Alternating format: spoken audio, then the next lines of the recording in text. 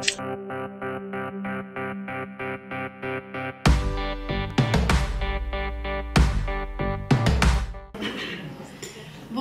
à tous. Alors je me présente, je suis donc Isabelle Champé, je travaille sur les problématiques développement durable depuis 25 ans. Donc ça ne s'appelait pas comme ça à l'époque. Et je travaille sur la problématique de l'eau pour la Chambre de commerce de Marseille depuis l'année 2006. Pour rebondir sur les présentations qui vous ont été faites, il faut savoir, par rapport à ce que Nathalie vous a présenté sur les représentations qu'ont les chambres dans le cadre, pour les entreprises dans le cadre réglementaire, il faut savoir aussi qu'on suit tous les travaux qui se font, enfin moi en particulier, tous les travaux qui se font chez les gestionnaires de milieu. Donc je vais travailler avec Maxime sur l'Arc par exemple, ou je vais travailler sur la nappe phréatique de la Crau. Donc on fait partie, les chambres de commerce font partie de ce type de politique qui se met en place dans le cadre des gestions de milieu. Voilà. Ça c'est pour rebondir là-dessus.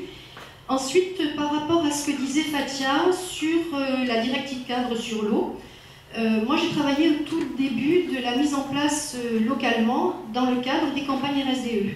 J'ai donc travaillé sur toute la région auprès des entreprises qui avaient l'obligation d'effectuer des prélèvements amont, aval, ça dépend, et les collectivités également. Donc c'était vraiment des programmes de mesure pour que soient fixés pour les installations classées qui avaient des stations d'épuration spécifiques. Donc ils devaient effectuer ces mesures pour savoir comment ils devaient être imposés en termes d'autosurveillance et de mesures correctives. Donc j'ai un retour, si vous voulez, d'expérience sur toute la gamme des entreprises. Et la première des choses que j'aimerais dire, avant de vous expliquer comment on en est venu historiquement à travailler avec Vitrolles, pour moi, la démarche partenariale avec tous les acteurs est une démarche impérative. Si vous abordez le travail avec les entreprises de manière individuelle, c'est-à-dire la collectivité va voir l'entreprise, elle a un problème. Les chambres vont voir les entreprises, puisque ce sont des acteurs que les entreprises ont l'habitude de voir, et qu'on se mette à discuter des problématiques d'eau. En fait, il faut le faire tout le temps au même moment, parce que l'entreprise, pour elle, ça ne rentre pas forcément dans sa démarche de démarrage. Là, vous allez voir, la plupart des entreprises, en fait, ne sont pas ce qu'on appelle les installations classées pour l'environnement, ou elles peuvent l'être pour des choses qui sont de l'énergie ou autre chose. Donc du coup, c'est pas dans leur cœur de métier. Voilà. Ça, c'est la première des choses que je voulais vous dire. Tout le monde a besoin d'améliorer la connaissance en fait de la problématique de chacun. La collectivité a une problématique, mais si elle ne va pas l'expliquer calmement à un moment donné à l'entreprise, ça va être difficile pour l'entreprise parce que c'est pas son métier, elle n'a pas du tout le même type de vision et elle n'a souvent pas sur l'eau. Elle n'a pas forcément une relation directe, ou alors elle va l'avoir par exemple au démarrage. Quand on crée une entreprise, on a besoin d'avoir des réseaux qui nous arrivent, l'électricité, mais l'eau est quelque chose qui a, en termes, on va dire, quand une entreprise change d'un endroit à un autre, par exemple, on ne va pas lui expliquer où passent ses réseaux. Et ça, c'est une vraie problématique. C'est la vraie problématique aussi pour les collectivités qui ne savent pas comment arrivent les choses en fait, au réseau public. Voilà, ça c'est la première des choses. Donc, on a mis en place, moi j'ai fait une étude en 2009 sur la vallée du Jarret. Le Jarret, c'est un affluent d'un fleuve qu'on appelle l'Uvonne et dont on entend assez parler à Marseille parce qu'il y a des pollutions qui arrivent quand il y a un déversoir d'orage et ça rentre dans la mer et donc du coup les plages ne sont plus abordables. Donc j'avais travaillé sur cette rivière en 2008-2009. À la demande d'une collectivité qui s'appelle MBM. Et en fait, on avait travaillé sur toutes les activités et on a regardé quelles étaient les substances, puisqu'on a parlé de DCE. La DCE, c'est vraiment axé sur la notion de substance dangereuse. Et donc, on a balayé toutes les activités existantes qui pouvaient avoir des rejets. Ça partait du boucher, boulanger, jusqu'à l'installation classée type pharmacie, industrie pharmaceutique. Donc on a eu une vision de toutes les substances potentielles et on s'est rendu compte que toutes les activités avaient un rejet potentiellement toxique en très petite quantité, je ne parle pas d'un gros industriel, mais en très petite quantité. Donc il faut être bien conscient de ça parce que du coup on polarise focalise toujours sur la grosse entreprise, et on disait tout à l'heure, Fatia vous le disait, on a quand même une vision assez claire des problématiques des grandes entreprises, même si elles n'ont pas toujours les équipements à niveau, parce que ça évolue, parce que leur activité évolue. Il faut quand même voir cette problématique des pollutions vraiment diffuse et dans toutes les activités. Donc on a mis en place, après le Jarret, du coup, Vitrolles en a entendu parler et nous a demandé de travailler avec eux. Et ils avaient donc la problématique, mais Rob vous en parlera après, la problématique de la station d'épuration. Et sur cette station d'épuration arrivaient deux autres villes, qui sont les Plaines Mirabeau et Cabriès, dont vous avez peut-être entendu parler, puisque toute la zone de plan de campagne, qui est une grosse zone commerciale, se déverse en fait dans les réseaux qui vont directement ensuite à la station d'épuration de Vitrolles. Donc le premier travail, ça a été de contractualiser tous ensemble sur ce sujet-là, et en fait avec des caractéristiques, comme je vous disais, différentes, puisqu'il y a d'un côté des zones d'Vitrolles, ce sont des grosses zones d'activité, il y a 9 zones d'activité multi-activités, on va dire. Et puis des zones commerciales où la problématique est complètement différente, puisqu'on a affaire à du commerce ou avec, sur le plan de campagne, la problématique, elle est 5 gros propriétaires qui ont les bâtiments en question, avec quelques petits propriétaires, mais c'est vraiment une problématique urbanistique aussi au démarrage. Voilà, ça c'est la chose. Donc les acteurs en présence sur Vitrolles, ça a été les services d'assainissement hydraulique des communes, donc ce que je viens de vous dire, et leurs fermiers, puisque le travail se fait en corrélation. On parle de convention de déversement, d'autorisation, qu'on vous expliquera tout à l'heure. Donc il faut aussi que les gens qui travaillent, qui rédigent ces documents-là, soient aussi intégrés à la démarche. Alors, quand on intervient, nous, Chambre de commerce, sur des zones d'activité, on intervient de manière ponctuelle. Donc ces actions, en général, on les monte pour 2 à 4 ans. Donc ensuite, il faut aussi que les acteurs locaux prennent en charge ces éléments-là. Donc on met en relation avec nous les associations des entreprises, les associations zones ou les associations de commerçants. Voilà. Ensuite, on travaille donc, les gestionnaires de rivières sont aussi dans le comité de pilotage. Et puis nous, donc, on a ce rôle de facilitateur pour qu'à un moment donné, les collectivités aussi vont travailler avec les entreprises, donc elles ont besoin d'avoir une relation construite dans le temps. Donc on aide à cette facilitation en fait, de relation. Et puis bien sûr notre partenaire historique, puisque je travaille avec l'agence depuis très longtemps. Voilà. Alors historiquement, en fait, comment ça s'est passé sur Vitrolles? Bien, on a fait une réunion de lancement en 2011 avec l'association de la zone et les différents partenaires que je viens de vous citer. Et les enquêtes ont commencé, donc c'était fin 2011, et les enquêtes ont commencé, les diagnostics ont commencé en janvier 2012. Ensuite, ça sur Vitrolles. Ensuite, on a pu travailler avec les Plaines Mirabeau et Cabriès. Donc on a fait des réunions d'information et on a eu un premier bilan en 2012 qui nous a permis de voir, ce que je vous disais tout à l'heure, que les pollutions en fait venaient d'un peu tout type d'activité.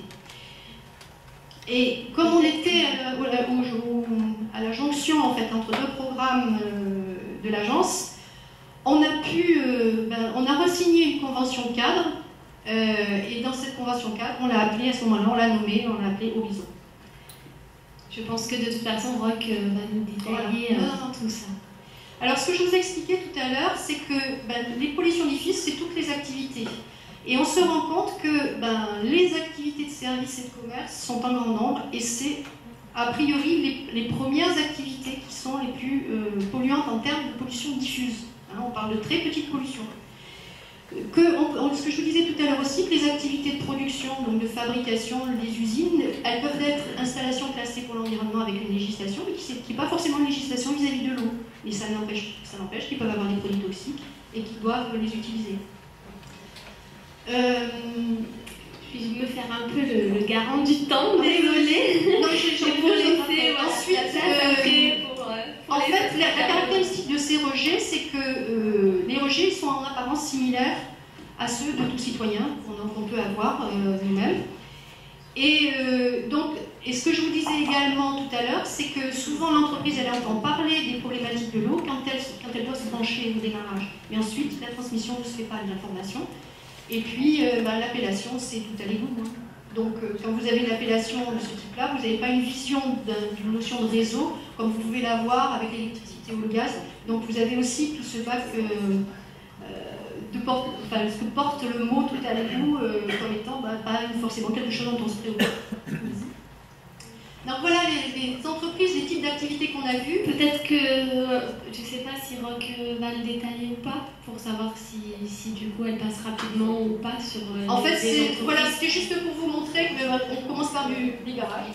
Hein, les garages sont typiques, le transport, l'entreposage, les industries de fabrication, là, le BTP, parce que tout à l'heure, Fatia a développé sur des activités qui étaient plus petites, on va dire, on a parlé de garage, mais bon, ça peut être aussi des pressings, des choses comme ça. De la location dans le BTP, c'est source d'utilisation de produits ou de rejets qui peuvent affecter les réseaux. Voilà, et là, bien sûr, la gestion des déchets et l'agroalimentaire, qui est une des thématiques en plus très spécifiques aussi à ce département ici. Donc, en fait, ce qui n'apparaît pas en haut et qui m'a posé petit problème sur les documents, c'est quels sont les intérêts en fait, pour les entreprises d'adhérer à ce type de démarche qu'on peut mettre en place. C'est que, d'abord, elles vont aborder, accompagner une problématique qui émerge, qui n'est pas dans leur cœur de métier, c'est ce que je vous disais tout à l'heure. Et puis le règlement d'assainissement, il n'est pas toujours affiché, il n'est pas toujours su, il n'est pas toujours connu. Donc, et puis il doit être refait parfois. On est dans une dimension TPE-PME, donc avec des activités spécifiques à chacune, donc c'est aussi écouter leurs problèmes individuels et permettre aux collectivités de connaître vraiment leurs contraintes. On ne parle pas des industriels en général, on parle de tel ou tel type d'activité, avec tel ou tel type d'entreprise. Bon, mieux gérer évidemment sur les charges financières et puis s'inscrire dans une action de partenaire aussi. C'est-à-dire qu'à ce moment-là, l'entreprise elle est considérée non pas comme quelqu'un qui fait mal, mais comme un partenaire qui essaye de s'améliorer. Pour les collectivités, en fait, l'intérêt, c'est que la relation elle se fait sur un mode apaisé. On n'est pas dans une période de crise, on ne vient pas dire aux gens vous faites mal. Donc déjà, il y a une écoute qui peut être différente. Et l'interlocuteur de la collectivité est à ce moment-là vu comme un conseil, un interlocuteur conseil, et pas uniquement un interlocuteur de police. Ensuite, ce que je vous disais tout à l'heure, c'est la convergence de communication. C'est-à-dire qu'on va tous parler au même moment de la même chose. Donc ça devient un point dont l'entreprise doit se préoccuper. Et ensuite, eh bien, avoir une démarche de développement durable. Il y a beaucoup d'entreprises qui rentrent dans des cadres de collectivités qui rentrent dans des cadres d'agenda 21, par exemple. Ce type d'action est inscrit dans l'agenda 21 de Vitrolles. Voilà. Et le dernier, donc ça c'est pour les CCI, notre rôle d'accompagnement, d'adaptation, de facilitateur, puisqu'on est présent à un moment sur une thématique. Voilà. Donc en fait, comment ça se passe un pré-diagnostic? On regarde la nature des actifs et des rejets, on sensibilise l'impact sur la santé, parce que c'est quand même un élément aussi, ces actions-là sont labellisées de ce qu'on appelle les plans régionaux de santé et environnement, avec l'ARS. Donc on mobilise à titre collectif les financements, et donc on regarde les approvisionnements en matière, la politique achat est importante dans les entreprises, donc on regarde s'il y a des substances et s'ils doivent s'en préoccuper. La gestion de leurs effluents et de leurs pollutions accidentelles, les déchets solides et liquides, toxiques, et puis on regarde leur consommation d'eau. Voilà, en gros. Et derrière, ils ont une synthèse, derrière, ils ont des préconisations, et à ce moment-là, on voit comment on peut mobiliser les fonds. Merci. Alors, j'étais peut-être un peu long, excusez-moi. Merci beaucoup, Isabelle, justement, pour cette entrée en matière sur ce territoire-là. Je vais sans plus tarder demander à Roch Pinto, qui pilote la démarche Horizon sur la commune de Vitrolles, de nous montrer concrètement du coup comment ça se passe sur ce territoire.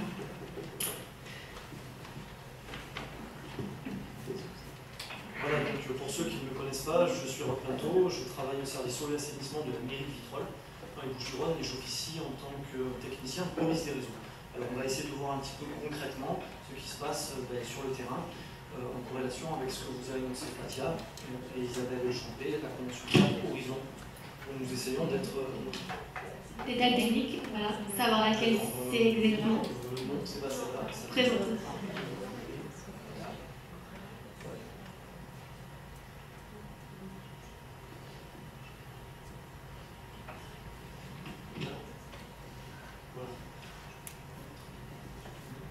Donc un petit rappel sur la responsabilité du maire et des élus. Le maire doit assurer la salubrité publique, donc les eaux usées doivent subir un traitement adapté avant de rejoindre le milieu naturel. Les maires ont maintenant des obligations de résultat, Fatia en a parlé. Leurs responsabilités civiles et pénales sont engagées en cas d'inaction.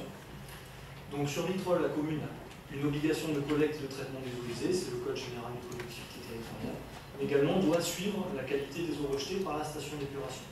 Donc sur Vitrolles, nous sommes propriétaires commune du réseau d'assainissement, on voici une partie, et de la station d'épuration, sont donc propriété de la commune. Alors petit rappel, petite présentation de Vitrolles pour ceux qui ne connaissent pas.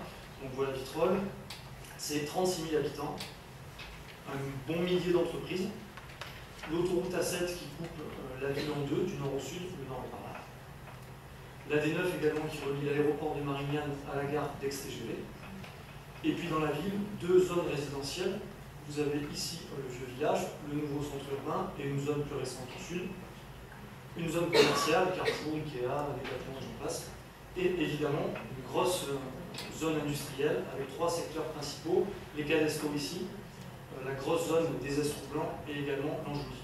Donc toutes les eaux usées de ce petit monde se rejoignent à la steppe qui est ici sur le plan, qui traite les eaux et qui les rejette dans la Cadière, puis direction l'étang de Beaumont, puis direction l'étang de Verre. Cette station d'épuration, alors elle est à traitement biologique, biofiltre, 120 000 équivalents habitants. Je vous rappelle qu'il n'y a que un peu moins de 40 000 habitants sur Vitrolles, mais on a surdimensionné évidemment pour les zones industrielles. Donc pour respecter les normes de rejet vers la Cadière puis l'étang de Verre, la commune a investi et a réhabilité sa station en 2008 pour un coût de 32 millions d'euros. Vous avez ici deux photos des travaux avec un des clarificateurs et ici un des bassins d'aération également. Donc comme elle est à traitement biologique, les eaux usées qui arrivent ne doivent pas contenir de substances susceptibles d'entraver son bon fonctionnement ou de causer des dommages aux ouvrages, que ce soit le réseau, les stations de pompage, on en a 5, ou alors directement la station d'épuration. Ce sont des bactéries qui dégradent la matière organique et elles aiment bien les composés carbonés, mais elles n'aiment pas les composés type hydrocarbures, huile ou d'autres encore plus toxiques. Alors, petit rappel sur les eaux usées non domestiques, qu'est-ce que c'est? Ce sont des eaux issues d'établissements la plupart du temps industriels, commerciaux, artisanaux. On exclut évidemment les eaux ménagères, qui sont celles du lave-vaisselle que vous avez à la maison, et les eaux de vanne, qui sont celles des toilettes. Donc, par exemple, les eaux usées issues d'ateliers de mécanique ou de carrosserie, d'air de lavage, des activités de travail des métaux, des activités dans l'agroalimentaire peuvent générer ce qu'on appelle des eaux usées non domestiques ou des eaux industrielles. Ces substances, donc, ces effluents peuvent contenir des substances dangereuses ou polluantes pour le réseau et donc provoquer des risques. Fatia l'a déjà dit, pour le personnel exploitant. Nous fonctionnons en délégation sur Vitrolles. Nous avions la SEM avant et bientôt la SORP qui va nous rejoindre en tant que fermier. Dégrader les équipements d'assainissement et puis évidemment provoquer des rejets toxiques vers le milieu naturel si ces pollutions, certaines ne sont pas traitées par la STEP, on parle d'hydrocarbures, de solvants, de métaux ou de PCB.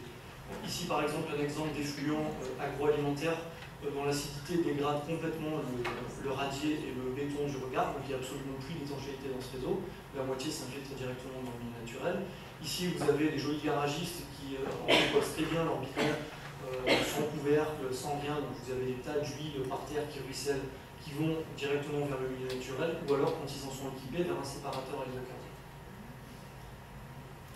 Pour protéger justement les ouvrages d'assainissement, le personnel exploitant et le milieu naturel, le service de l'assainissement Vitrolles s'est donc doté d'un technicien en police des réseaux pour contrôler les rejets d'eau des établissements, on va dire privés. Quelles sont les principales missions qui sont effectuées par le service de l'assainissement? La surveillance des rejets des établissements, donc faire respecter les normes par le biais du règlement de l'assainissement, j'y reviendrai, et par tous les autres règlements ou codes possibles que vous pouvez utiliser, la santé publique, l'environnement, Fatia les avait énumérés tout à l'heure.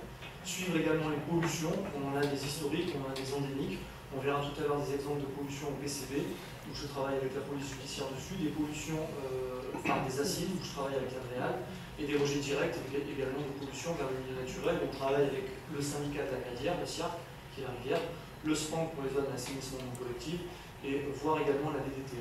Enfin, on verra quelques exemples concrets de gestion de pollution accidentelle, des investigations qui en découlent. Ça fait partie des métiers, ça fait partie du métier et de mes activités, et également un petit volet sur la communication et la sensibilisation. Alors, quels sont les outils et les armes de la police des réseaux? Donc, la plume est plus forte que l'épée, vous connaissez le dicton.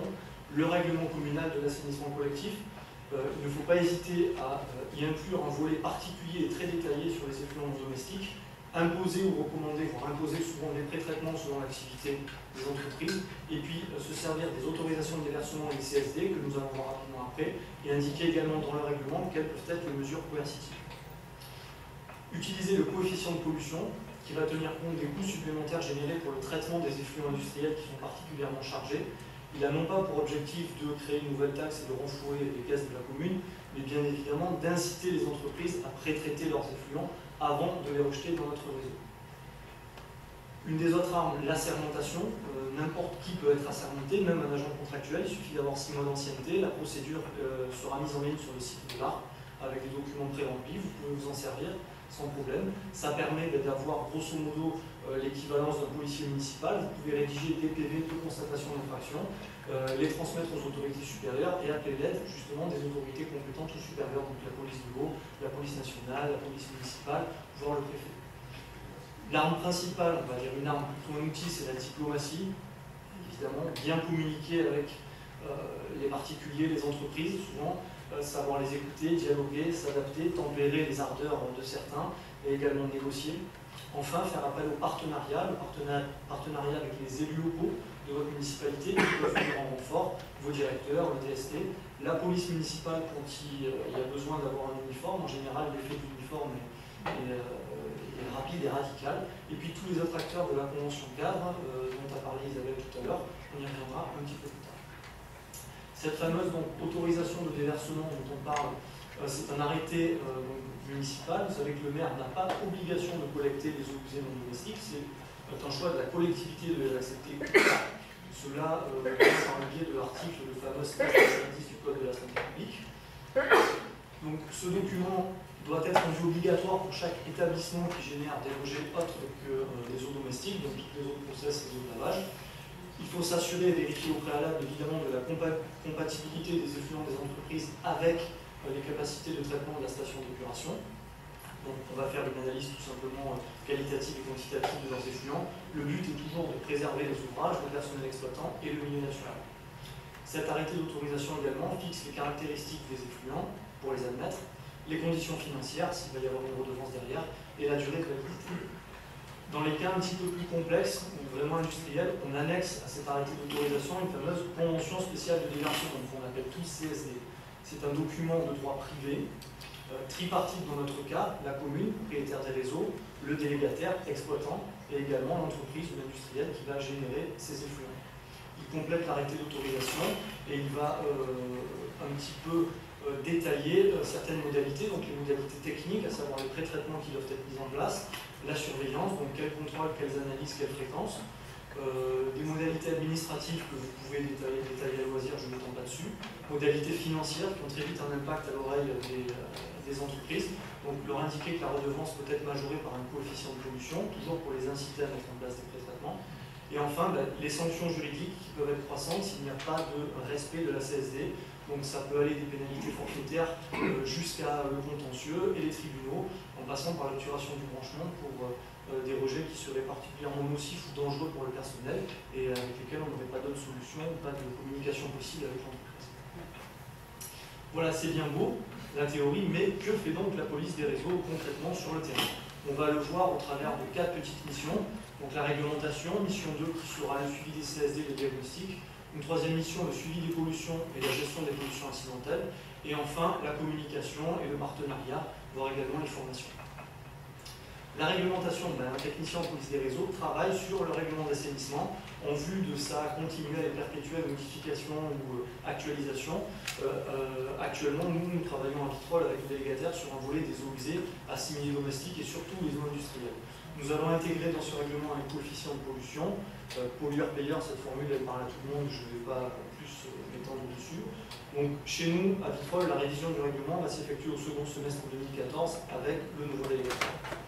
Enfin, assurer une veille réglementaire concernant les rejets d'eaux usées industrielles, les responsabilités environnementales, s'enquérir, se tenir au courant des lois sur la pollution des sols, qui est souvent liée. Il y a des révisions d'arrêtés qui peuvent paraître, comme ça, du de référence. Et puis les responsabilités occupants-exploitants entre le propriétaire et son locataire sur certains sites, parce que vous savez qu'une usine qui a une activité n'est des fois pas propriétaire du foncier sur lequel elle est, donc n'est pas propriétaire des réseaux. Deuxième petite mission, c'est ce qu'on fait en particulier avec la CCI, les diagnostics, donc menés en partenariat avec la CCINP. Sur à peu près les 1000 entreprises de Vitrolles, 400 ont été recensées à la louche comme ayant des activités à risque, et 280 diagnostics ont été menés entre 2010 et 2013, à peu près. Sur ces diagnostics, il y a 40 entreprises qui ont vraiment été ultra prioritaires, pour lesquelles je les visite et je les relance régulièrement, au moins une fois par mois. Il faut insister, il faut avoir une fréquence et une redondance importante auprès de ces entreprises. Donc j'essaie d'avoir des informations sur leur rejet, je les transmets aux délégataires et on travaille ensemble pour élaborer une CSD. Enfin, nous avons déjà une trentaine d'entreprises conventionnées sur Vitrolles. Il faut régulièrement les relancer pour qu'elles effectuent les analyses, parce que les analyses n'arrivent pas. Il faut aller voir pourquoi. Du coup, on peut participer à les tourner avec des agents préleveurs de laboratoire pour essayer de constater, de remédier aux difficultés de prélèvement sur site, qui sont techniques, qui sont humaines. Il faut y aller, il faut les épauler, il faut voir ce qui se passe. Un volet important, suite au diagnostic et aux relances avec la CCI, il ne faut pas hésiter à faire effectuer ou à effectuer pour les entreprises des demandes d'aide financière auprès d'agences de l'eau.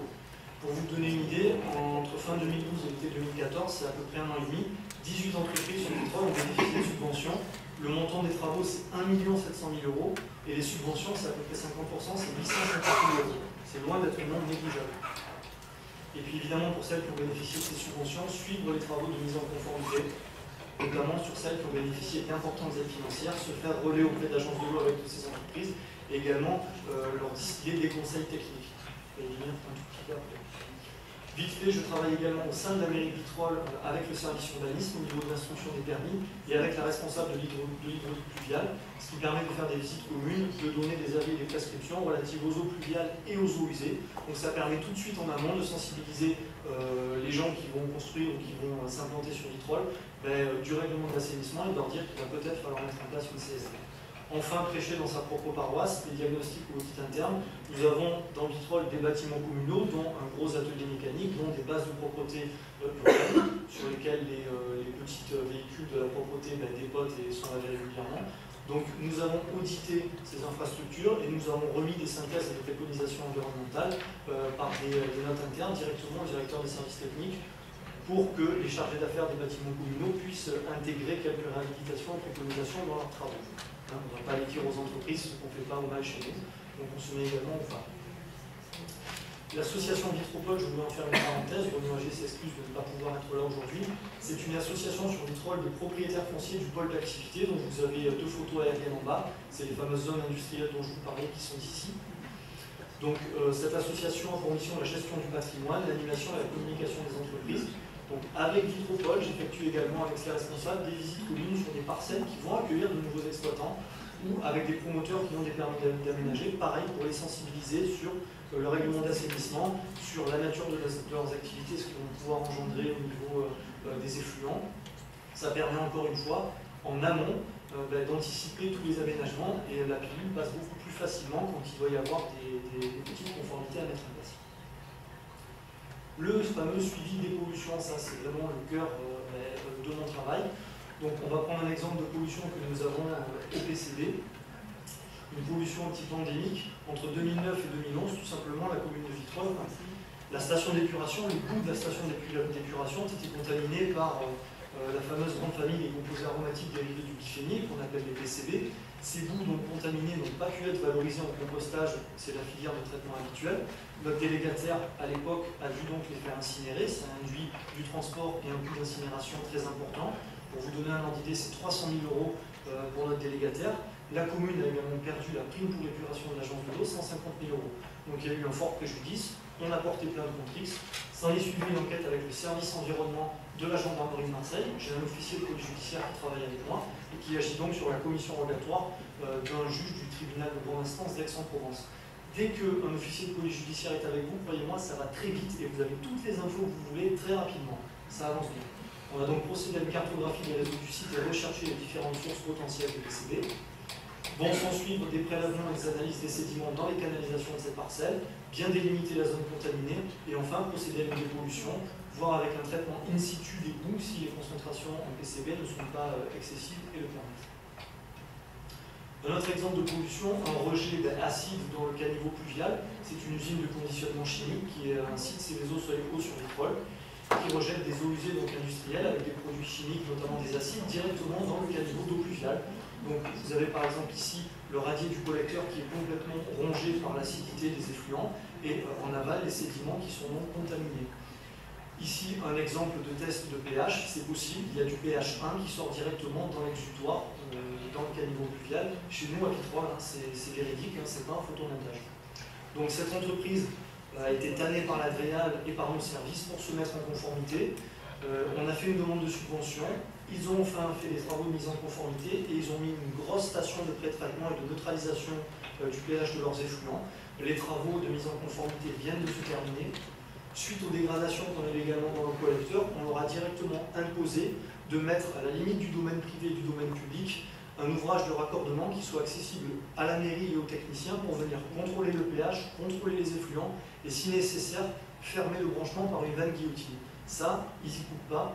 Pour vous donner un ordre d'idée, on a entre 100 et 300 000 euros de travaux de réfection de collecteurs sur le pluvial. Oui, juste quelle était l'activité de l'entreprise? Nettoyage de gros bacs contenant des produits chimiques et reconditionnement derrière en petits bacs ou en petites bouteilles. Mais c'est l'entreprise particulière, c'est pas toutes les entreprises sont ça. Des rejets d'eau usée acide, mais là d'une entreprise agroalimentaire, on peut se dire pourtant ils ne font pas de chimique, c'est une usine de conditionnement d'olives, vous allez voir que quand même. Donc ils rejettent leurs eaux usées, leurs eaux de process directement eux dans le réseau d'eau usée, dans le collecteur d'assainissement. Il a fallu les travailler au corps pendant un bon moment pour mettre en place une subvention. Ils sont propriétaires également de l'usine et un échéancier avec des travaux de mise en conformité prévus pendant 2 ans, convention spéciale donc, qui a été ratifiée avec un échéancier pour la mise en place de ces travaux. Donc 2 phases de travaux 2014-2015. Pour vous donner là, une idée qui va parler peut-être à ceux qui font des analyses, voici quelques résultats d'analyse sur des bilans 24 heures qu'on a réalisés. Vous avez donc du jus d'olive noir ici qui est assez spectaculaire, c'est vrai, qui part directement dans le réseau. Donc un pH qui est compris entre 4 et 4,4, la norme c'est 6,5, la norme inférieure. Des chlorures du sel qui explosent en quantité, donc vous avez à peu près l'équivalent d'une mer, c'est-à-dire 40 grammes de sel par litre dans ces effluents. On part sur 30 à 40 mètres cubes jour, là, qui partent. Des VCO qui du coup explosent, et évidemment les substances extractives avec l'âne, les graisses, donc l'huile d'olive, 5 à 10 fois tout simplement la norme réglementaire que l'on impose dans la convention qui doit être traitée par la station d'épuration. Donc nous avons mis en place un pré-traitement, la première phase en 2014, un lissage du débit de leurs effluents, donc dans une cuve tampon de stockage ici de 40 mètres cubes que vous voyez. Également une station de relevage avec un gros panier dégrilleur qui peut se lever et se soulever ici par une potence, vous avez la coupe. Et on a également mis un débitmètre électromagnétique qui servira évidemment à contrôler exactement leur rejet, leur volume, et qui servira également à cette entreprise à être facturée au niveau de la redevance assainissement uniquement sur le volume des effluents sortants, et pas sur le volume entrant d'eau potable. Comme une bonne partie de l'eau qui rentre va finir dans le produit final, donc dans les seaux d'olive, c'est à juste titre qu'on peut effectivement ajuster la redevance assainissement sur le volume d'eau. Un dernier exemple, des rejets de restaurateurs peu scrupuleux qui directement balancent leur eau de vanne, leur eau de restauration directement dans le milieu naturel. Donc voilà, c'est à peu près ce que ça donne dans un exutoire. Là, c'était directement dans le ruisseau du Bao, qui va à la plage des Marettes, la plage de Vitrolles, qui ensuite rejoint les Tremblères. Donc là aussi, il a fallu travailler pendant longtemps et profiter d'un changement de gérant pour que ce restaurant fasse des travaux de mise en conformité. Encore une fois, avec les subventions d'agence de l'eau, ça aurait été très compliqué sans. Donc ils ont repiqué toutes leurs eaux de vanne, leurs eaux ménagères et leurs eaux de cuisine dans un bac à graisse ici, un exutoire final, et ils se sont raccordés, ils vont se raccorder sur un réseau d'eau usée. Alors un dernier cas, la gestion des pollutions accidentelles. On va voir rapidement quelques exemples. Par exemple, un accident de poids lourd, un poids lourd qui a déversé beaucoup d'hydrocarbures sur la voirie communale. Donc, les hydrocarbures sont tombés ici par les grilles des avaloirs directement dans le réseau pluvial. Ça a pu être délimité dans une zone de 150 mètres linéaires de collecteurs pluvial. Donc là, la police des réseaux intervient vite, on installe des boudins, des papiers absorbants, tout ce qu'il faut, on délimite la zone. On peut rédiger donc un PV de constatation d'infraction, c'est tout à fait dans les cordes de la police des réseaux, et puis se servir de ce PV pour en informer le maire, le préfet, mais également pour adresser la facture de curage et de l'évacuation du traitement des hydrocarbures directement à l'assureur du transporteur ici qui était responsable de cette pollution. On va prendre un petit exemple de rejet non identifié. Donc ça commence toujours par tout simplement un agent de la foirie, un cantonnier qui vous appelle et qui dit dans le réseau, je ne comprends pas, il ne pleut pas, je me retrouve avec des effluents blancs, des effluents bleus, des effluents de toutes les couleurs. Qu'est-ce qui se passe? C'est à la police des réseaux d'aller un petit peu enquêter. Donc là par exemple, un rejet blanchâtre avec de la mousse dans le collecteur d'eau pluviale alors qu'il ne pleut pas. On remonte la piste de l'effluent jusqu'à un exutoire, le voici. Grâce au SIG des réseaux, on peut voir de quel exutoire il s'agit, de quelle parcelle il s'agit.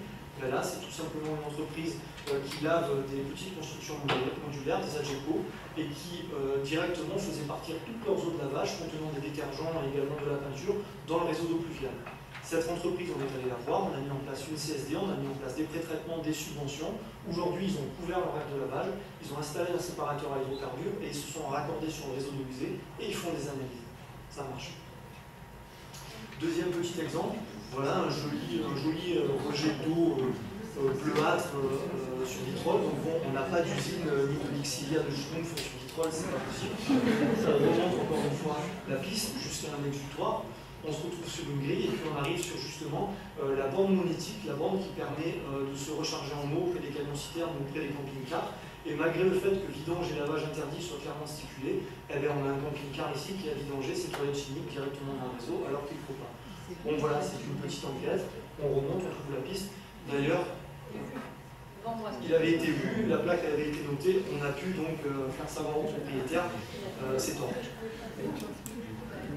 On va prendre un dernier petit exemple de rejet non identifié. Voilà une belle journée ensoleillée, et là par un exutoire de pluvial, on a une eau qui arrive un petit peu grasse, on ne sait pas exactement ce que c'est. On repère l'exutoire, ça vient d'une usine également de vitrol. Je me présente à l'usine, j'appelle le directeur. Sur son site, on remonte cet exutoire ici que vous voyez, c'est un camion recycleur. On s'aperçoit qu'ici, il y a un rejet d'eau dans le pluvial qui n'a pas lieu d'être. On suit la piste et on suit les réseaux chez lui. Et puis on arrive tout simplement dans sa station de filtrage de l'eau potable qui sert à alimenter ses chaudières. Il faut mieux déminéraliser.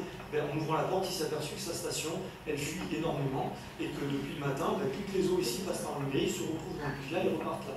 Donc là, rien de gravissime, c'est une fuite de la station de filtrage, donc de l'eau claire et déminéralisée qui partait directement dans le réseau. Mais bon, voilà le type d'investigation qu'un technicien de police des réseaux peut être amené à enquêter, et ce très régulièrement, des enquêtes comme ça. Après, j'en ai une par semaine, que ce soit des entreprises, des cantonniers ou même des particuliers qui appellent parce que son voisin il lave ses pots de peinture et il balance tout sur son terrain. Dernière partie, l'information, le relationnel, la communication. On participe à des séminaires, des réunions et des forums. Sur Vitrol, forum des entrepreneurs une fois par an, où on rencontre des entreprises et des journées thématiques environnement et développement durable.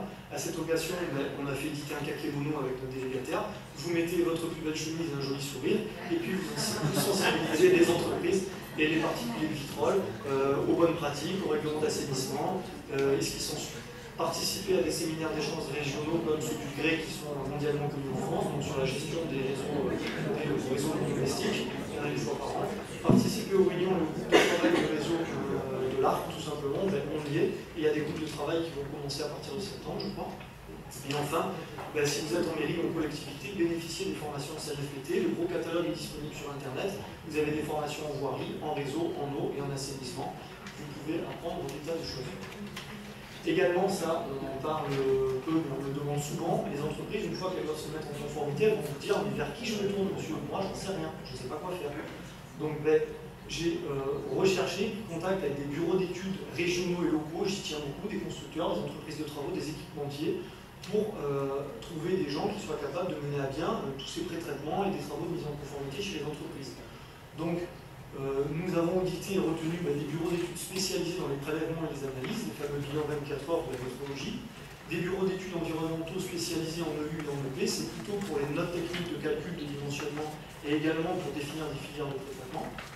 Des bureaux d'études en ingénierie spécialisés qui sont de vrais constructeurs qui mettent en place des pré-traitements, comme celui que vous avez pu voir chez l'usine de conditionnement d'olive avec la cuve de lissage, les débitmètres, etc. Des entreprises de travaux uniquement basées sur le génie civil de terrassement, des réseaux, des fournisseurs de matériel et d'équipement, c'est ceux qui vous donnent des séparateurs de l'époque, qui ont une branche recherche et développement qui se tient bien à jour, et c'est bien parce qu'ils ont des solutions techniques innovantes. Et enfin, des entreprises de cartographie et de traçage des réseaux. Comme l'a dit Isabelle tout à l'heure, les propriétaires et les locataires ne savent pas du tout où passe le réseau ni où ils vont.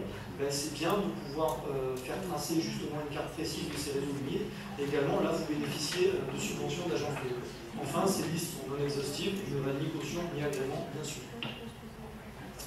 Le relationnel de partenariat, j'ai des échanges réguliers avec les acteurs de la Convention cadre, la Convention Horizon dans la démarche de réduction des pollutions toxiques. Donc, je travaille beaucoup avec les délégataires, donc Fermier, la Seine, puis la Sorte qui va arriver à compter du 1er août pour les CSD et les analyses, la CCI pour les diagnostics, les relances téléphoniques d'entreprise et les subventions, Vitropole pour le forum des entrepreneurs, des visites communes, des articles dans leur newsletter également et leur site internet. Ça nous fait connaître auprès des propriétaires fonciers, donc ça permet de se faire connaître tout simplement.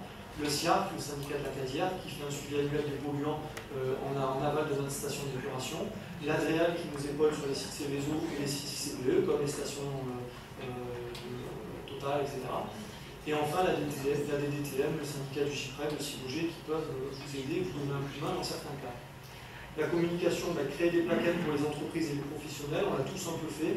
C'est des plaquettes qui servent à sensibiliser les entreprises. Vous en avez un exemple ici à droite, avec la démarche de l'Agence de l'eau et les subventions écrites en gros.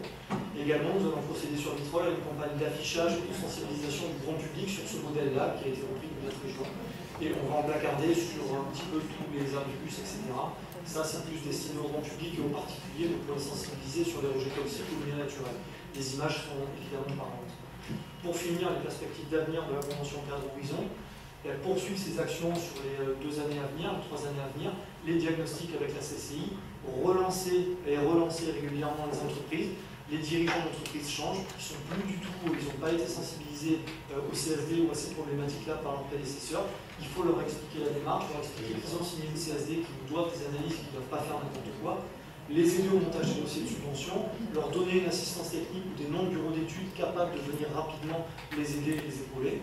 Régulariser les CSD, les arrêtés d'autorisation, suivre encore une fois les rejets d'entreprise et la qualité du récepteur, travailler sur la gestion des déchets qui est intimement liée au rejet d'effluents, donc les DIB et les DIS des entreprises, et puis poursuivre des actions de communication et de sensibilisation avec notre partenaire, l'Agence de l'eau, qu'on ne remerciera jamais assez pour son investissement humain et financier. Merci de votre attention. Merci. Peut-être on attend une ou deux questions. Est-ce que vous êtes nombreux dans le service? Une question. Alors le service eau et assainissement comprend 4 personnes, ma responsable, moi-même en police et réseau, un autre technicien qui s'occupe uniquement des travaux et la réhabilitation des réseaux d'eau usée et d'eau pluviale, et une personne chargée de l'hydraulique pluviale. Donc pour la mission de police des réseaux, je m'en occupe principalement et je demande l'aide de ma chef ou des autres collègues quand j'ai des questions sur le pluvial ou quand j'ai des questions là sur les travaux de réseau, notamment les raccordements et les ouvrages à mettre en place sur le réseau. La gestion des dossiers de subvention, c'est vous qui allez les prendre? Alors, en fait, nous bénéficions aussi d'une aide de l'Agence de l'eau pour avoir un poste spécifiquement dédié à ce sujet-là. C'est pas moi le poste en question. Donc, il y a une personne qui est complètement dédiée à l'opération Horizon. Donc, moi, je suis pour une partie du temps, parce que je suis sur plusieurs dossiers. Donc, pour les demandes de subvention, soit je passe le relais à la CCI, soit j'aime battre le fer quand il est chaud, il le faut avec les entreprises. Je leur mets sous le nez, je leur demande de le faire, voire je les rédige avec eux, ou je renvoie vers la personne dédiée de la CCI. Ce que je peux préciser, c'est qu'en fait, Vitrolles avait quand même un certain nombre d'entreprises qui étaient déjà en CSD, ou des gens qui souhaitaient faire rentrer parce qu'ils avaient des particularités dont on vous a parlé. Donc en fait, ce n'est pas ces entreprises-là qui, moi, m'intéressent en tant que telles, puisqu'on sait qu'il faut poser des conventions des bâtiments. c'est plutôt l'autre quantité d'entreprises que je vous ai nommées tout à l'heure qui sont absolument pas dans la vision, dans cette vision-là. Et c'est pas en les brutalisant qu'on arrivera à ce moment-là et en faire rentrer, disons, l'idée qu'il faut s'occuper de ces réseaux parce que c'est du patrimoine. La notion de patrimoine est quelque chose quand même qui aussi peut rentrer au niveau des propriétaires dans l'idée qu'il faut entretenir comme on entretient chez soi. Parce que puis il y a des passages de génération, c'est ce que j'expliquais aussi tout à l'heure, où il y a des changements gérants ou des choses, il faut aussi profiter de ces opportunités-là pour travailler. On a une autre question. Oui, Ronan Hellé de la SFOR. Comment vous envisagez d'intégrer la loi VARS 22 et la catégorie des usagers assimilés à domestiques? On s'en remet à notre futur délégataire sur ce volet-là. Je travaille que sur les zones. Merci. Oui, encore une question. Si j'ai bien compris, vous avez pour l'intention d'obtenir au final un maximum de CSD, mais est-ce que pour autant vous envisagez aussi d'adapter la fameuse station d'épuration pour recevoir tous ces effluents qui ne sont pas forcément des effluents biologiques, mais qui ne sont pas forcément traités, qui ne peuvent pas forcément être traités de manière biologique? Donc est-ce que cette station qui, elle, est faite pour traiter les biologiques pourra s'adapter à terme quand elle arrivera à 100 000 km en ayant, si j'ai bien compris, plus de 50% de rejet industriel par rapport à du rejet domestique? Clairement, la station d'épuration ne pourra pas traiter, de par sa fonction et sa nature, différents types de pollution. Les hydrocarbures, les PCB, les produits pharmaceutiques, on en parle beaucoup. C'est pas possible, ça passe pas au travers. Par contre, ce qu'on peut faire, et c'est pour ça qu'on y travaille, c'est faire traiter ces substances directement en amont chez les entreprises par des pré-traitements avant le rejet au réseau, par des fois du zéro rejet, ça arrive, qui récupère directement tous leurs déchets et qui traite ça en interne en circuit fermé, et mettre en place des équipements pour ces pollutions-là bien particulières, voire directement changer dans leur liste de matières premières des produits et prendre des produits éco-label ou biodégradables ou trouver des produits alternatifs. Et donc clairement la station, on ne peut pas mettre un module pour les hydrocarbures, un module pour les huiles, ce ne sera pas possible, pas envisageable. Il n'y a plus de questions, c'est bon. On va passer. Du coup, effectivement, il n'y a pas que. Donc, on a vu que la commune de Vitros qu'elle mettait en place. On a vu le partenariat avec la CCIMP. Il y a aussi d'autres acteurs qui interagissent avec cette démarche, et notamment donc, des gestionnaires de milieux aquatiques, parce que tout ça, à la fin, se rejette quand même dans le milieu. Donc, je vais laisser Maxime Laine du SABA présenter justement en quoi les gestionnaires de milieux aquatiques sont concernés et quels peuvent être leur rôle. Bonjour à tous, je suis Maxime Laine, je suis chargé de mission au syndicat de l'Arc, donc c'est le bassin versant qui va en gros dans le pays aixois, qui se rejette dans l'étang de Berre. Alors je vais prendre le petit.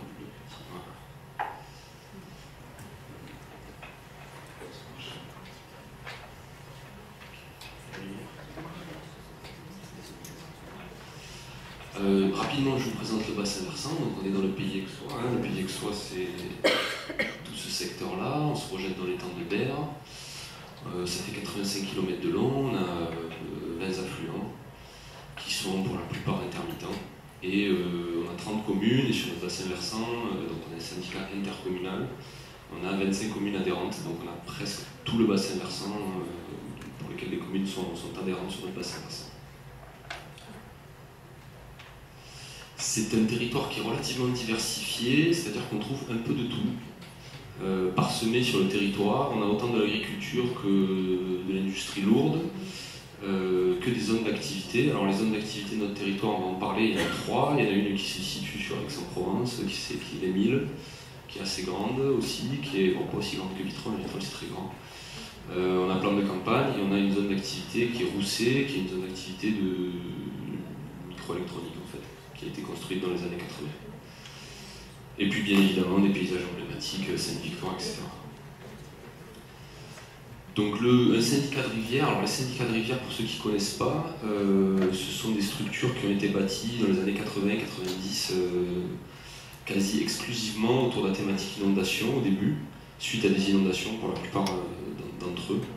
Donc c'est le cas du syndicat de l'Arc qui a été mis en place dans les années 80 suite à des inondations dans les années 70. Donc notre cœur de métier, c'est la gestion du risque inondation, au travers des études, de travaux, travail sur l'urbanisme, des programmes d'action de prévention des inondations. Et ensuite, les syndicats en fait, se sont diversifiés en fonction des spécificités de leur territoire. Et donc sur le territoire de l'Arc, assez urbanisé, une des grosses spécificités de notre territoire, c'est travailler sur la qualité de l'eau, l'état des milieux. Et donc c'est quelque chose qui s'est développé dès les années 90 pour notre syndicat, ce qui était relativement nouveau à l'époque. Puisqu'en gros, pour schématiser, l'Arc était un égout dans lequel il y avait des stations d'épuration obsolètes. Donc il y a eu un gros effort de mise en conformité des stations d'épuration. Et aujourd'hui, la thématique d'aujourd'hui, ce sont les zones d'activité où il y a, puisque cet effort a été fait, donc on a des stations d'épuration qui marchent relativement bien. On a un vrai renouveau sur notre qualité d'eau. Mais maintenant, l'effort doit se porter sur les zones d'activité qui sont assez grandes et assez diversifiées, et dont on ne connaît pas les raisons. C'est un petit peu comme sur Vitrolles. Ensuite, on a des outils, le SAGE, le contrat de rivière, on s'occupe des poissons migrateurs, on fait de l'éducation à l'environnement, et on s'attache à essayer de sensibiliser les agriculteurs et les collectivités sur les pesticides. Donc je vous ai mis le site internet du SAVA qui est là-haut, qui est tout neuf, si vous voulez jeter un coup d'œil. Donc quelques images de notre territoire. Donc en haut à gauche, c'est de l'industrie lourde, c'est une usine de transformation de la bauxite à Gardanne. Pareil, donc ça fait partie clairement des sites qui sont extrêmement suivis par les services de l'État, puisque c'est un site ICPE, donc qui ne nous inquiète pas plus que ça en termes de rejet. Surtout que ça envoie tout à Cassis, donc c'est. Donc on est peinard. Ça va s'arrêter, ça risque pas de s'arrêter. Ils vont démontrer. Là, on était sur un ancien bassin minier, donc il y a pas mal d'eau de ruissellement sur les terrils aussi qui peuvent se retrouver dans la Luyne, qui est un des affluents de l'Arc. Donc ce qu'on voit, c'est des anciens puits, et le dernier puits, c'était celui-là. On a une usine thermique, ce qui est assez rare finalement dans notre région, plutôt des usines nucléaires d'ailleurs. Et puis là on est à Rousset, donc zone d'activité de microélectronique, plante de campagne, qui a été construit dans les années 70, et on peut le dire, alors Isabelle l'a dit avec ses mots, moi je vais le dire avec les miens, en gros c'est le gros bordel, c'est au niveau des réseaux, etc. C'est une méconnaissance totale des réseaux, du pluvial qui coule par temps sec, des eaux usées, enfin on a un peu tout quoi. Donc c'est vraiment compliqué. On a aussi des sites pétrochimiques en limite de bassin versant, et puis ça c'est toujours Rousset, donc ça c'est l'usine de microélectronique. Donc on a un petit peu, j'ai pas mis des photos des milles aussi, mais les milles pareil, il y a du secondaire, du tertiaire, c'est assez mélangé. Alors on a un rôle de vigilance un petit peu sur les cours d'eau, voilà, une station d'épuration qui marche pas bien, qui rejette des boues dans le cours d'eau. Alors là c'est un petit cours d'eau, un petit ruisseau qui passe le long de la zone d'activité des milles. On le voit mieux là sur cette photo. En gros là c'était du pollution organique tout simplement. Du riz soufflé, vous savez les galettes de riz là, il y a eu un rejet et en gros ça a complètement étouffé le cours d'eau. Donc tout à l'heure on parlait de substances dangereuses, de substances non domestiques. Il suffit d'une pollution organique pour flinguer un cours d'eau, je veux dire. Surtout dans notre région, parce qu'en fait ce qu'il faut bien considérer dans notre région, c'est qu'on a une vulnérabilité naturelle des cours d'eau, du fait qu'ils sont, les étiages sont très marqués, voire on est sur des cours d'eau intermittents. Donc ça c'est hyper important, c'est-à-dire que c'est des cours d'eau qui souffrent naturellement l'été. Donc si on leur rajoute à ce moment-là une pollution, ils morflent en fait tout simplement quoi. Donc là on est sur un petit... Et là on est un autre cours d'eau, un petit cours d'eau, on a une petite pollution, un exemple, alors là, la directrice, un élu de la commune, pollution aux hydrocarbures, il y a 3 ans, une poche d'hydrocarbures qui je ne sais pas comment s'est retrouvée dans le cours d'eau suite à une pluie. Voilà, donc il a fallu essayer de comprendre, de suivre, on a fait partie des comités de pilotage post-catastrophe on va dire. Mais bon, c'était pas très grave au final. Et là où il y a un exemple assez intéressant aussi, là on a l'aval de Rousset, et vous voyez tout le cours d'eau est vert. Là c'est en fait suite à la problématique de Rousset, un peu comme celle de Vitrolles, ça part de la station d'épuration. En gros ils ont eu la très bonne intelligence de mettre une station d'épuration extrêmement fragile aux à-coups hydrauliques, aux huiles, etc. Et ils n'ont pas du tout leur réseau. Donc en fait, ils ont dû bypasser pendant un mois. Donc un mois de bypass, le cours d'eau devient tout vert. Hein, voilà. La conséquence, elle est immédiate sur le cours d'eau. Il y a eu 2 mois de bypass. Oui, il y a 2. Alors aussi, c'est particulier. Là, je parle de la station communale. En fait, Crousset, les 2 principaux industriels ont une station industrielle. Les 4, ils ont une station industrielle, et après, les eaux usées domestiques, réseaux, etc., se rejettent dans la communale.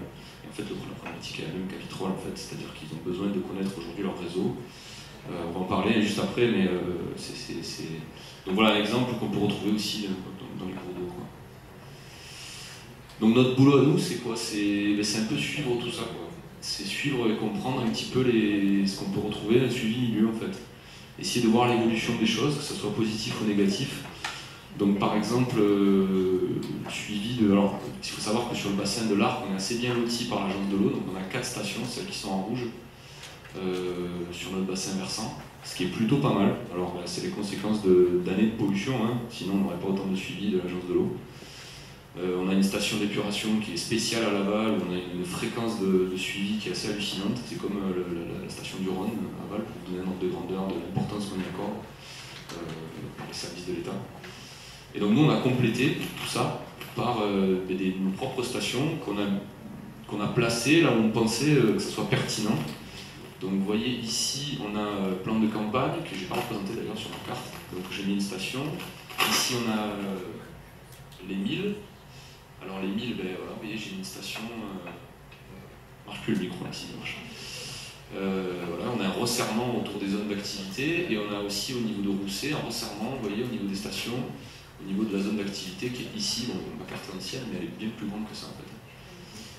Évidemment, un resserrement à l'agglomération d'Aix, mais là ça ne concerne pas tellement les entreprises, c'est plus les ruissellements sur Aix-en-Provence. Donc ça nous permet d'avoir voilà, au niveau de. Donc on établit des marchés, hein, avec des conventions avec les villes, tout ça bien sûr subventionné grâce à l'agence de l'eau, et la région PACA aussi dans notre cas. Et donc au niveau des résultats, alors, il y a un petit peu des exemples de suivi qu'on peut faire. Donc on va suivi physico-chimie classique, mais aussi suivi milieu, à savoir des indices invertébrés, des indices diatomés, de la débimétrie. On va avoir des résultats qui sont pré-traités. Vous voyez par exemple ici, ça c'est les derniers résultats du ruisseau qui longe la zone d'activité des milles. Donc vous voyez, on est en hiver, on a eu une explosion du phosphore. Donc c'est des chiffres qui sont assez importants. Et puis après, on peut établir aussi des approches par flux de pollution sur des approches longitudinales. Vous voyez là, ce sont les stations de mesure. Donc on voit un petit peu les stations sur lesquelles il y a une augmentation du flux qui est assez importante. Ça, c'est des analyses qui sont assez intéressantes et qu'on peut faire après 4 campagnes de mesure. Et enfin, on établit une sorte de diagnostic, un petit peu de vulgarisation. Ça, c'est une carte qui est extraite du schéma d'aménagement et de gestion des eaux, le SAGE, sur lesquels on va essayer de vulgariser un petit peu les connaissances qu'on a pu acquérir sur notre territoire, en essayant de nous montrer un petit peu les points noirs. Donc vous voyez la traversée et par exemple là, on a une station d'épuration domestique qui ne marche pas bien. Bon, on a mis un petit peu du rouge pour dire qu'elle pollue. Là on est sur le petit ruisseau qui longe la zone d'activité des milles. Là on est à l'aval de plan de campagne. Donc voilà, on essaye de mettre un petit peu nos connaissances dans un document qu'on va vulgariser, qui va pouvoir être distribué au plus grand nombre. En tout cas mis en ligne sur internet. Un petit zoom sur plan de campagne quand même, parce que c'est quand même, il faut quand même préciser un petit peu ce que c'est. Donc là c'est Vitrolles, donc vous voyez un petit peu la taille de Vitrolles, c'est assez grand. Et puis là il y a toute la zone d'activité de l'aéroport, et plan de campagne c'est là, donc c'est pas très grand, mais ça concentre quand même pas mal de pollution. Donc en fait le plan de campagne a été construit dans les années 70 dans un vallon, un talweg en fait, et au début du siècle, Marseille avait construit son bassin d'eau potabilisable. Donc ici vous avez l'eau potabilisable de Marseille qui est le bassin du Raltor, et donc c'est dans le talweg naturel de plan de campagne. Donc en fait quand il y a des pluies à plan de campagne, ça coule directement dans l'eau potabilisable de l'agglomération marseillaise, et ce depuis à peu près 30 ans, et avec des débordements directs selon les pluies qui peuvent s'opérer dans le canal qui va vers la station de potabilisation. Autant vous dire que quand ça arrive, la Société des eaux de Marseille, elle écoute. C'est assez stressant pour eux, et du coup, maintenant, il y a des choses commencent à être avancées sur plan de campagne, il y a eu des arrêtés, et là je vous parle des 4-5 dernières années quand même. Voilà, donc ça c'est vraiment une problématique très marquée qu'on a sur notre territoire, sur laquelle il faut agir, parce que non seulement on a une problématique environnementale, mais en plus de santé publique, hein, clairement. Quoi. Je me suis amusé à faire un petit schéma pour vous expliquer notre rôle. Je le soumets à votre critique. C'est pour expliquer un petit peu la complexité de... Alors, souvent on me demande, mais qu'est-ce que tu fais? Je suis animateur. C'est quoi animateur? T'as le BAFA. En fait, c'est quoi notre boulot? C'est mettre de l'huile, en fait. C'est mettre de l'huile dans les rouages. L'exemple de Rousset, c'est un bon exemple parce que Rousset, ils nous ont demandé plusieurs fois, on a été convoqués sur des comités de pilotage pour la station d'épuration et c'est nous qui avons impulsé avec l'agence de l'eau de travailler sur les réseaux, de travailler sur les entreprises. Donc aujourd'hui, on est content que ça se développe, que ça se monte parce que c'est venu un peu de ce qu'on avait pu, ça vient un petit peu du milieu récepteur un petit peu. Donc le gros souci qu'on a aussi, c'est la multiplicité des acteurs. Quoi. On est sur des agglomérations où les compétences ont été largement réparties entre les uns et les autres, et avec des renvois de balles assez systématiques en fait. Hein. Je veux dire, nous, la communauté du Pays d'Aix, elle fait l'aménagement de l'espace communautaire, la création des actes, l'assainissement non collectif, mais elle n'a pas l'assainissement collectif. Les communes ont l'assainissement collectif, mais elles le délèguent. C'est pas investi, mais après elle dit je m'en occupe pas. Donc on est vraiment, voilà, ensuite on a toutes les zones d'activité avec les entreprises qui ne sont pas forcément au fait de tous ces acteurs et qui ne savent pas forcément à qui s'adresser pour que les choses avancent. La CCI qui est au-dessus et qui essaye un petit peu de conseiller au mieux là-dedans, et enfin l'État et les agences. Quoi. Donc nous on essaye aussi, notre rôle à nous, c'est d'essayer des fois les communes, se tournent vers nous parce qu'elles ne connaissent que le sabbat. Donc à ce moment-là, nous on peut les renvoyer vers l'État, les agences ou vers la Chambre des commerces et d'industrie. C'était le cas de Rousset, on leur avait un petit peu expliqué le fonctionnement de ce qui se passait sur Vitrolles et sur la campagne. On va aussi vachement sensibiliser les communes aussi on va essayer de valoriser quand il y a des efforts qui sont faits en fait. Par exemple sur la zone d'activité des milles, il y a eu le rejet d'une station d'épuration complètement pourrie qui s'est arrêtée. Et sur le suivi milieu, ça s'est ressenti en une année, c'est-à-dire qu'on a eu un bond énorme au niveau des notes qu'on a pu obtenir sur les invertébrés. Donc ça, on essaie de le valoriser pour dire voilà, vous avez supprimé un rejet, c'est super, et ça se ressent dans le milieu. Bon, il reste encore des efforts à faire, mais on essaie de le valoriser comme ça. Voilà, donc c'est multiplicité d'acteurs, mais bon, pour conclure, tout ça sera bientôt le passé, hein, puisque tout ça sera métropolisé, et bientôt, moi, tout ça, on sera tous collègues. Je vous remercie. Merci. Je pense que le schéma résume bien de la complexité de la démarche, mais aussi de la force qui permet aussi de réunir à travers une démarche comme celle-là les différents acteurs qui interagissent sur la thématique de l'eau finalement. Donc c'est vrai que voilà, ça permet de voir. Donc est-ce qu'il y a une question? Oui. Juste une petite... encore un petit élément de complexité par rapport à l'intervention de notre technicien de la police de l'eau. C'est justement le pouvoir de police du maire dans ce schéma-là.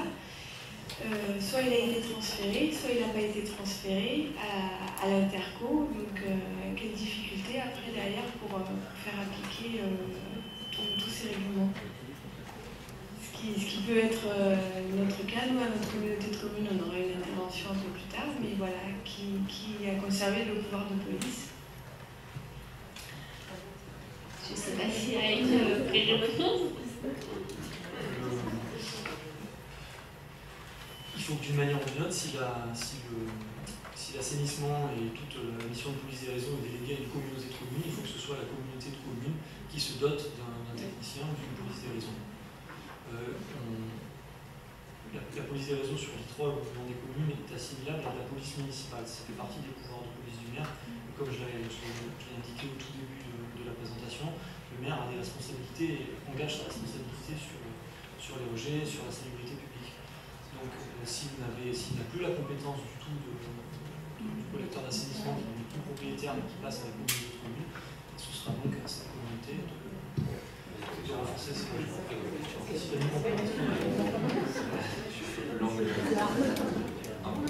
Dans le cas de notre territoire, sur le territoire de l'Arc, il faut savoir que la CPA n'a pas la compétence assainissement.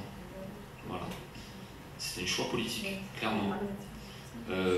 C'est un vrai problème pour nous, puisqu'en fait les communes sont des petites et moyennes communes, et donc elles n'ont pas de service assainissement.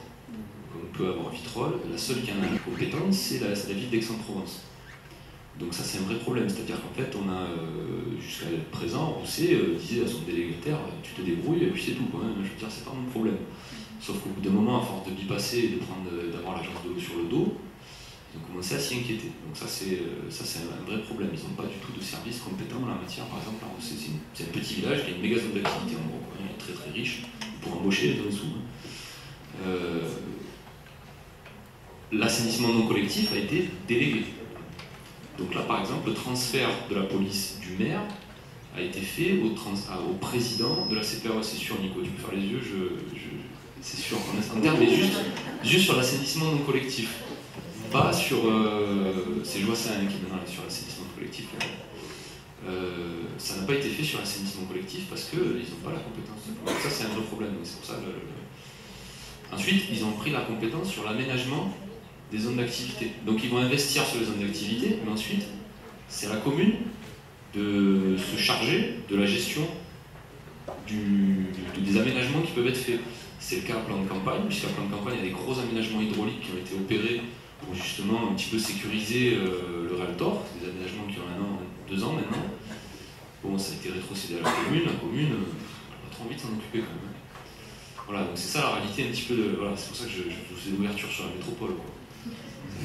Alors est-ce que quand il y aura 12 000 services, ce sera plus efficace que lorsqu'il y a des services répartis entre différentes collectivités? Ça, je ne sais pas. Mais c'est vrai que là, on a ciblé une grosse problématique de la compétence et pas que sur le côté assainissement, mais aussi sur l'aménagement, donc l'aménagement des zones d'activité aussi, où là, effectivement, on se retrouve confronté à des problématiques entre qui aménage et qui gère après les territoires. Il faut se mettre à la place des entreprises. C'est-à-dire que sinon, on a du mal à comprendre une entreprise. C'était justement, merci pour ce relais, parce que c'est justement ce que j'allais dire, parce que là, du coup, on a fait notre petit jargon côté collectivité, et du coup, on a un retour d'entreprise, et comment l'entreprise s'y retrouve dans tout ça, hein, dans notre complexité de compétences, de qui fait quoi, et comment finalement l'entreprise arrive de son côté à s'y retrouver. Donc, merci d'être venu témoigner aujourd'hui. Donc voilà, je vais vous laisser la parole.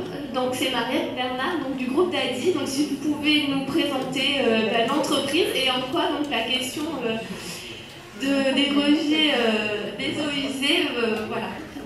Pas de souci. Donc voilà, je me présente, Marie Bernard. Je représente donc un groupement familial qui est basé à Marignane. On a comme activité tout ce qui est le recyclage des fers et des métaux. Et on a une installation classée, donc tous nos eaux doivent être récupérées, collectées et traitées. Sauf qu'on a des petits soucis, c'est qu'on a des clients qui sont chez Vitrolles, dont M. Pinto a parlé, qui font tout ce qui est traitement et utilisation des métaux. Donc ils utilisent des tournures, des produits très agréables, et qui se retrouvent dans nos débourbeurs des huileurs chez nous, et ils ne savent absolument pas les traiter. Notre problématique à nous, c'est que nous rejetons directement toutes les eaux de notre parc dans les temps de Bolmont. En direct, nous n'avons aucune collecte industrielle pour notre part. Donc notre problème à nous, c'était qu'on doit forcément travailler en autonomie et en cycle fermé si on a des pollutions telles qu'ils rencontrent sur Vitrolles, et réussir à le faire traiter dans des installations qui maintenant, nous, on est installés sur Marignane depuis 1999. Notre débourbeur est de 2000. Donc imaginez bien notre installation, comment elle arrive à tenir le choc.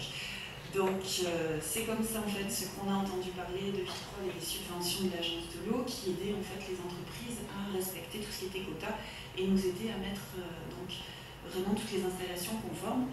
Parce que sans l'aide de l'agence de l'eau et du dossier qu'on a monté cette année, on aurait la moitié de notre parc qui ne pourrait plus être utilisé.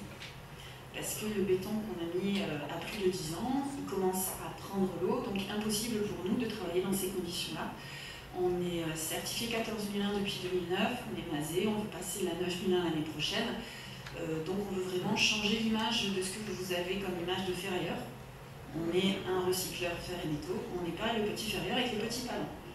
On a des installations qui sont complexes, on rejette toutes nos eaux au milieu naturel mais après diverses analyses en vérifiant qu'on a bien des bonnes analyses.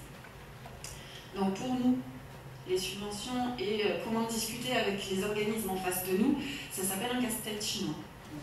Voilà.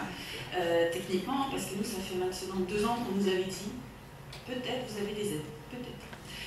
Entre-temps, on s'est approché de l'agence de l'eau. L'agence de l'eau, je n'avais pas rencontré encore Madame Fatia, ça fait qu'on nous a botté en touche en nous disant vous ne payez pas, vous n'avez pas. Direct.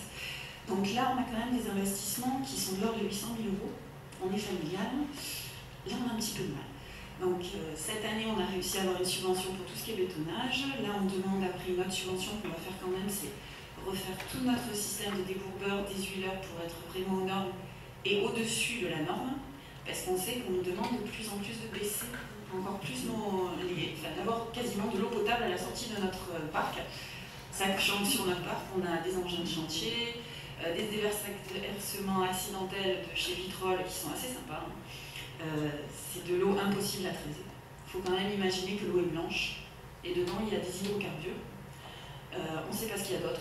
Mais c'est tellement bien mélangé qu'aucun débourbeur n'arrive à le faire, on est obligé de pomper et tout envoyer à l'incinérateur. Donc imaginez le surcoût en plus pour nous, pour notre débourbeur des huiles. Donc pour nous, quand on a entendu, quand on essaye d'avoir les bons contacts, on a d'abord rencontré Isabelle pour tout ce qui était CCI, qui nous a mis en contact avec Fatia et on a pu avoir ces subventions. Mais techniquement, c'est un combat de tous les jours pour pouvoir discuter avec les bonnes personnes. On a encore un problème, nous, avec l'eau. Nos voisins derrière chez nous ont bouché les caniveaux. Le voisin en face de chez nous a monté le terrain. Techniquement, on se fait inonder tout le temps, sauf que nous, installation classée, l'eau qui rentre chez nous doit rester chez nous et traitée. Donc on se prend l'eau de la route, l'eau du voisin et l'eau d'à côté. Là, ça fait maintenant 2 ans que ça se passe. C'est pas compliqué, maintenant on est en train de taper sur tout le monde. Mais quand je vous dis tout le monde, c'est tout le monde qui passe à Marignane, Chignac, tout le monde nous déteste. Mais je suis désolée, on ne sait pas à qui s'adresser, donc là on a peut-être trouvé quelqu'un. Donc on espère, on croise les doigts que ça marche, mais vraiment voilà, je suis venue ici pour vous dire que c'est vraiment très agréable de trouver des personnes avec qui on peut discuter, avec qui ils peuvent nous amener les réponses pour tout ce qui est traitement des eaux. C'est ce que nous on cherche depuis des années, et franchement ça fait du bien. Merci beaucoup.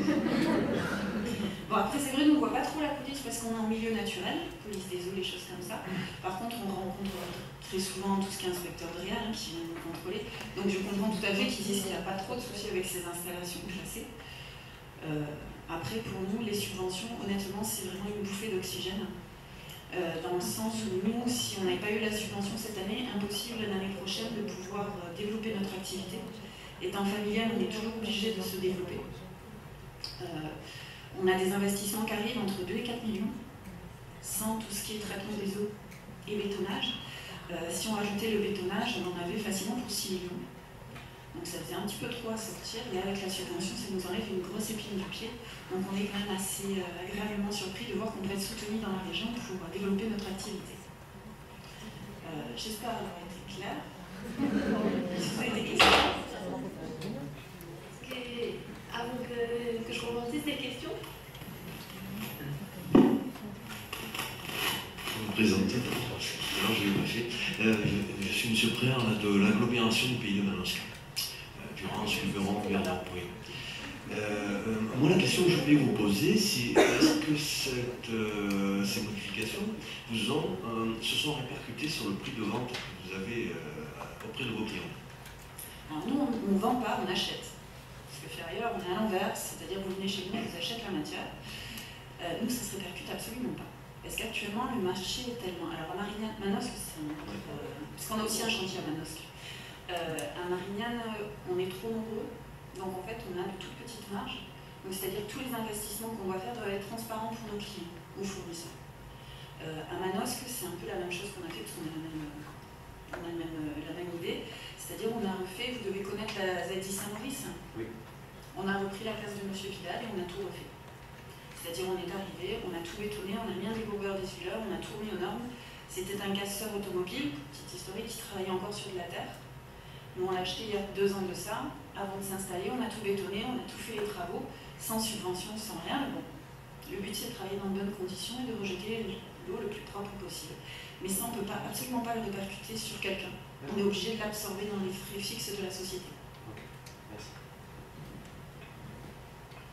D'autres questions? Non? Donc c'est bien parce qu'on voit qu'en effet, on a parlé plutôt des entreprises qu'on avait parfois peut-être du mal à sensibiliser et voilà, comment les toucher. On voit aussi l'exemple d'une entreprise qui était demandeur, donc ça nous permet aussi de voir qu'on n'est pas toujours dans le sens à essayer de convaincre, mais il y a aussi des demandes auprès des entreprises pour qu'on les aide, pour leur mettre en normes, parce que derrière, il y a des certifications ISO 14001 qui souhaitent garder, il y a toute une politique qui souhaite mettre en avant, et par principe aussi. Donc c'est vrai que souvent, on a l'impression que ces démarches-là sont dans le sens toujours de on va aller vers les entreprises, on va un peu leur imposer voilà, une nouvelle démarche, des nouvelles normes, etc. Mais il faut savoir que aussi en sens inverse, des entreprises sont chercheurs, mais voilà, comme on dit, c'est trouver l'interlocuteur. Donc là, vous avez un petit peu un panel des différents interlocuteurs qu'il peut y avoir, que donc ça passe par l'agence de l'eau, ça passe par les chambres consulaires, ça passe par les gestionnaires de rivières, ça passe par la commune ou l'intercommunalité qui ont la compétence de l'assainissement. Voilà, donc tous ces acteurs-là peuvent aider les entreprises et inversement les collectivités qui souhaitent s'engager dans ces démarches-là. Merci beaucoup pour votre témoignage.